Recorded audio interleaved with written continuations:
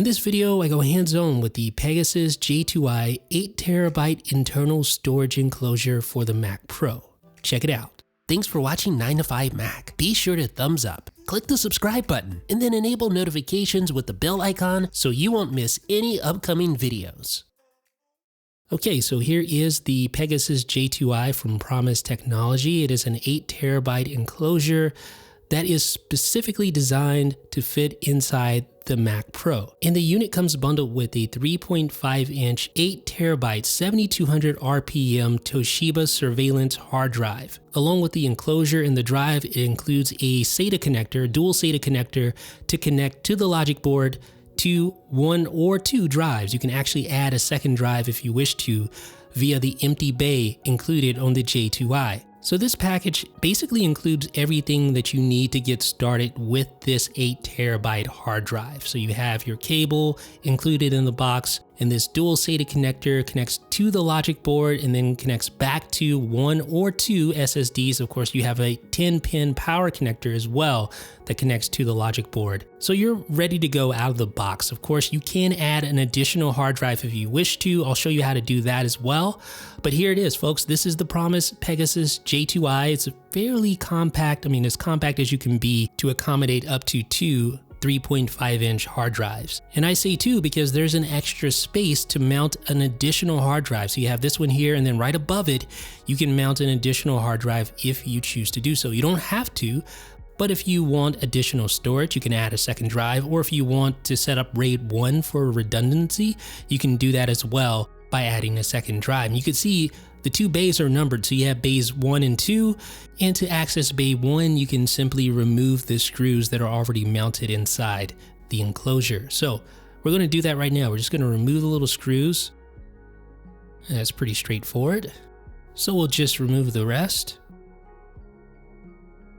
What's interesting is this little last piece actually has this little adapter here, and this is designed to hold the second connector out of the way just in case you're not planning on mounting a second drive. So that just snaps into place just to keep the whole thing organized. You also see that little route right beneath the drives, and the cable just routes through that little channel there, which again is designed to give you a cleaner setup. All right, so we have all the screws removed. Now we're going to grab our second drive. I have another Toshiba drive. This is a 4TB drive as opposed to the 8TB drive that Promise includes in the box. So when mounting the second drive inside the enclosure, you don't want to mount it like this. You actually want to flip it around because that's going to allow for more airflow, and it's also going to allow the SATA connector to reach that drive. If you do it the opposite way, you're going to run into problems trying to get that cable. The cable's just not long enough to connect to that second drive. So you need it lower, and that's why we mount the second drive like that. Not only does this allow for more airflow, but allows that connector to easily reach that second drive. So we just screw it in. It is so simple to get this set up. So there you go. You got a hard drive sandwich ready to go. And now let's head over to the Mac Pro and identify the connectors we want to connect to with the cable. So you could see the power and the 2 SATA connectors. So it's super simple, super easy just to get these plugged in, just like that, and you're ready to go. So now it's just a matter of getting the J2i mounted inside the Mac Pro. The first thing you want to do is grab a T8 Torx driver, and we want to remove these 2 screws here.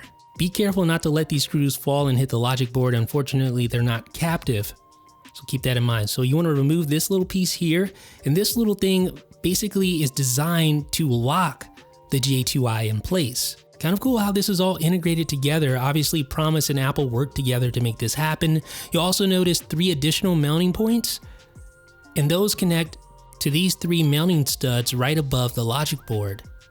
And then you have 2 additional mounting studs right here, and that's what aligns with the L brackets on the J2i. These just slide down to attach securely, and that basically gives you a 3-point connection to the space frame. So this thing isn't going anywhere. So again, just slide down on the 2 mounting studs like this. You can see it fits right into that little bracket at the top, and then all you do is just slide it over like that to lock it into place. And now you grab that little bracket and you secure it down just like this. Super simple, super easy. So just grab your Torx driver, screw the screws down, make sure they don't fall out and hit that logic board. All right, so now it's just a matter of attaching the SATA connectors to the hard drives. And make sure number 1 connects to number 1 and number 2 connects to number 2. All right, so there we go. The J2i fully mounted inside the Mac Pro, attached securely to the space frame, and we're basically good to go. So now it's just a matter of getting the case back on and getting this thing fired up so we can test it. Now, obviously it is just a 7200 RPM drive, so temper your expectations accordingly, but again, it gives you a whole lot of storage, certainly more than you get with the base model Mac Pro. All right, so you could see it's a chugging along there, transferring this 36 gigabyte or so Final Cut Pro 10 library over to the J2i and the Toshiba 8 terabyte 7200 RPM drive. So definitely not going to break any speed records, not even come close to breaking any speed records, but that's to be expected. We're working with a spinning mechanical hard drive. All right, so we're going to go ahead and run a speed test with Blackmagic. So just click start, and here we go. So again, moral of the story is, obviously don't expect anything that's going to blow you away speed-wise, but the sheer amount of storage is pretty nice to have. 8 terabytes. If you're not doing anything, like you're not editing video from that drive, it may be more than adequate for your particular needs, depending on what your needs are.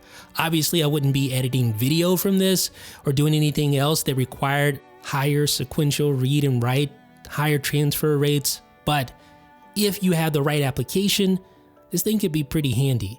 Not to mention that it allows you to mount an additional drive. Now, one thing Promise notes in its documentation is that it's not compatible with 2.5-inch media, which is the form factor that you find a lot of cheaper SSDs, SATA SSDs. I think the reason why they say that is because there's no way to mount a 2.5-inch drive, but it does work. I did test it. I simply connected the SSD. I didn't mount it or anything, but you can come up with your own innovative mounting solution for sure. And as you can see there, obviously the speed is a lot better with solid state media. Still not a barn burner, but nonetheless a lot faster than a mechanical drive. And you'll see similar speed improvements when transferring a file from the desktop over to that SSD.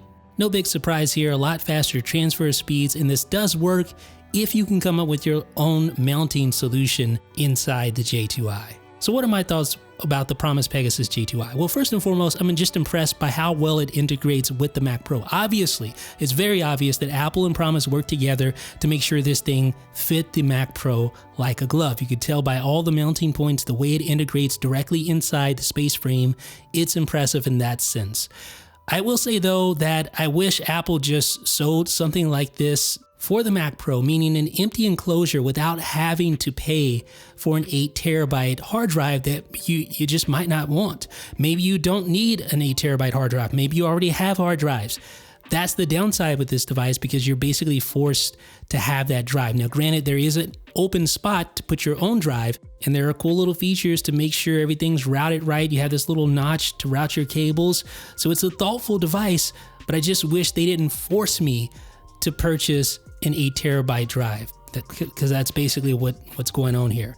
The chassis itself, along with the cables, I'm thinking maybe $50, maybe. I mean, you could probably 3D print your own chassis. It wouldn't look as nice, it wouldn't be as refined, but you could probably make it work. And then you just need some cables to go along with it. That's not to say that I don't like the Pegasus J2i. By all means, if it fits your particular use case, you need that 8 terabyte spinning hard drive, then jump in. But if you don't need the drives and you just need the enclosure, that's where it becomes a little bit questionable as to whether or not you should buy this thing. What do you guys think? Let me know down below in the comments section. This is Jeff with 9 to 5 Mac.